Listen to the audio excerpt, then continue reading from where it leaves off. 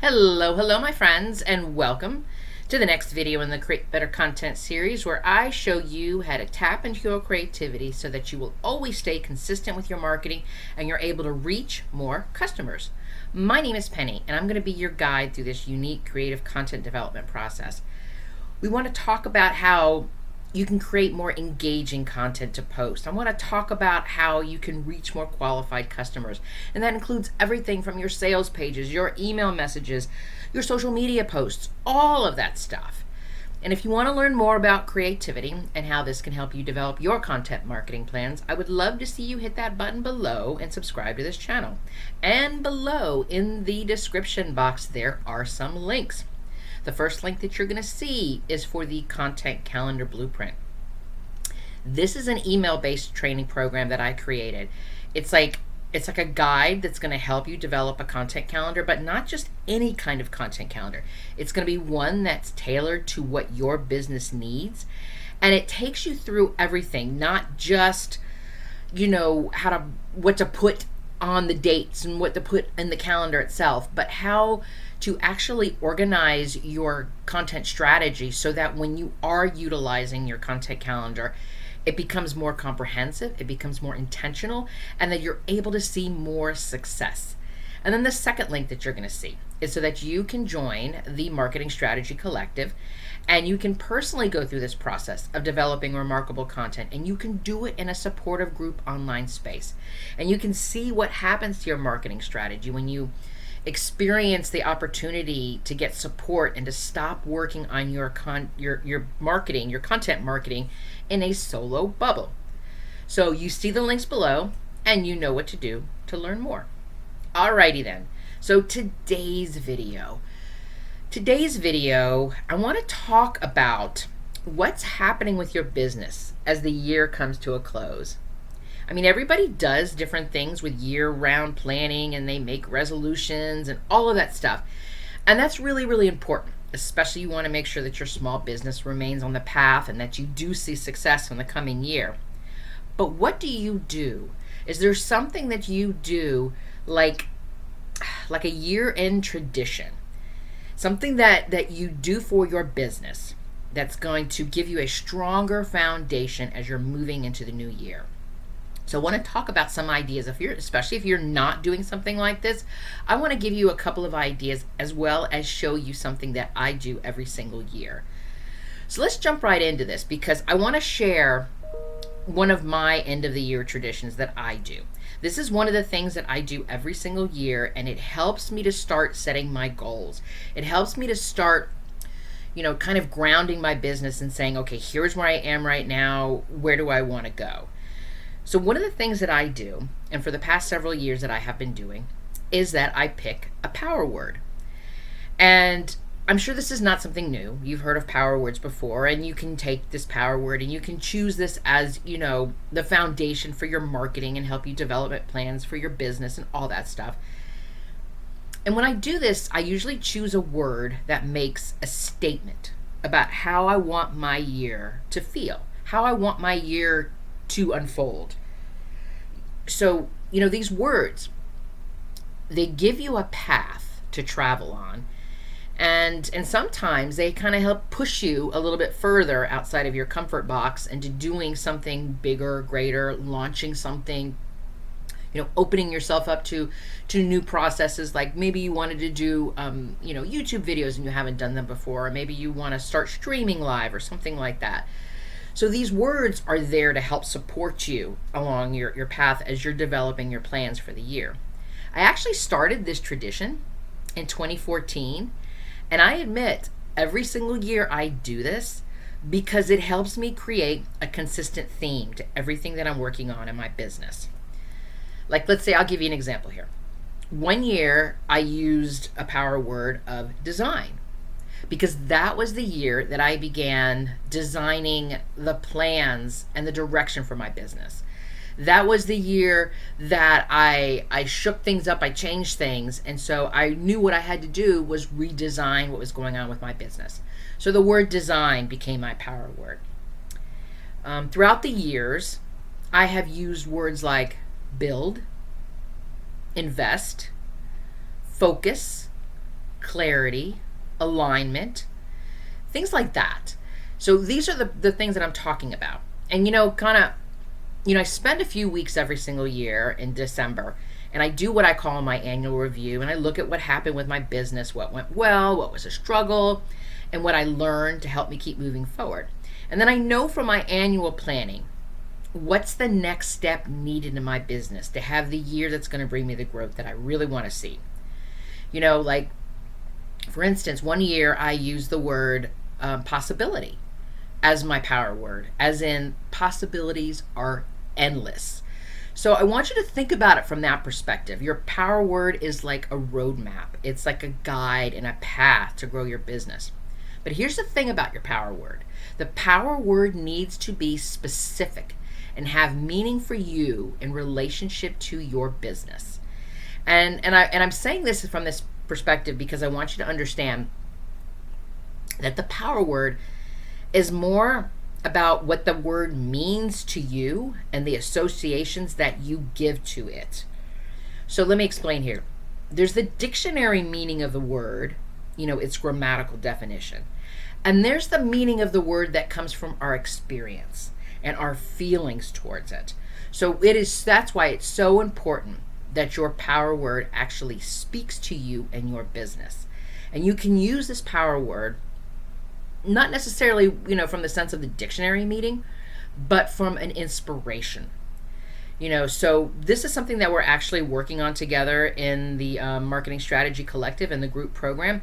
We're actually talking about our power words, and we're doing a creative exercise that I have everybody do, where we're not just coming up with our power word, but we're painting it, kind of visually creating our power word in a sense that it's something that we can look at all year round. It's not something we just say, oh, that's a power word, and then we stick it in a folder that we should never look at again.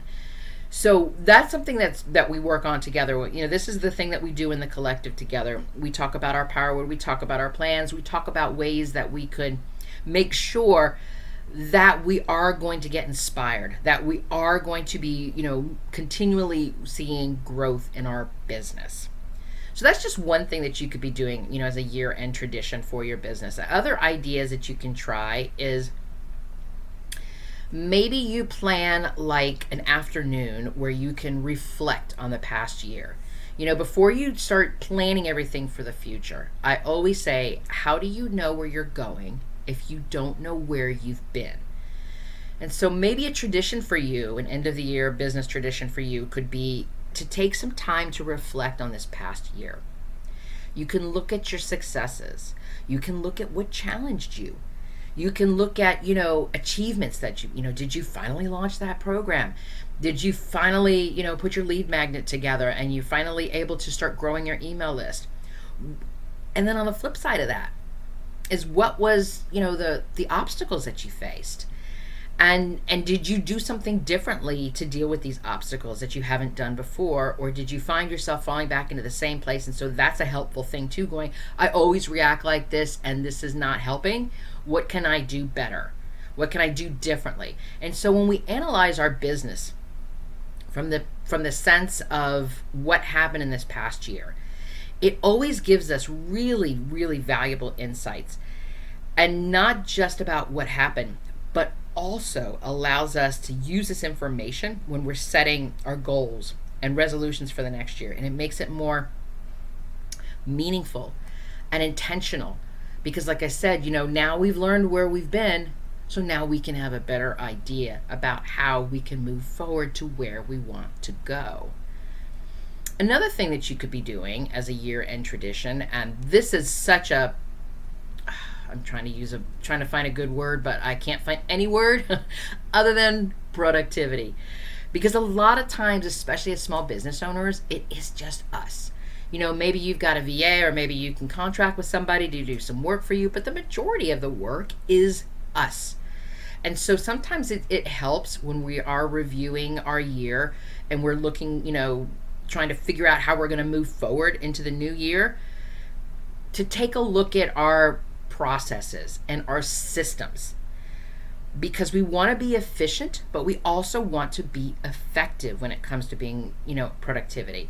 So these are really key when it comes to being successful. So one of the things that you could be doing with regards to an year-end tradition is to assess, were there areas where improvements could be made? Did you find that there were bottlenecks that slowed down the work that you were doing?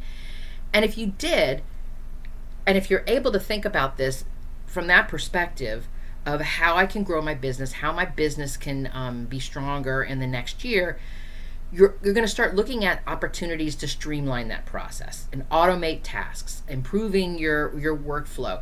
And that could mean looking at the programs that you're using, looking at new programs that could help you, looking at opportunities like some sort of tech that you had been holding off on and you're not really sure of. Maybe now's the time that you could research it and you can see maybe this is the thing that's going to help boost my productivity. And maybe the thing costs me a little bit up front, but in the long run, it is going to reduce my, my time. It's going to reduce, my stress. It's going to help me overall. So we create habits that we do in our businesses. And that these are the things that will help us help us see success. So when we're looking at year-end traditions, we are talking about goal setting. We are talking about, how we're going to be making our business plans, our marketing plans going into the new year. But I also want you to think about these other things. What are these other things that are going to set the foundation of your business? Things about like having this power word, thinking about reflecting on your business, thinking about looking at how your business operates, and are there things that you can be doing differently to streamline this? And these things together are going to provide your business with direction and, quite honestly, motivation as well as you continue to move forward into the new year and find opportunities, a way for you to see progress. So I want you to think about this. Think about how you can create an end of the year tradition for your business.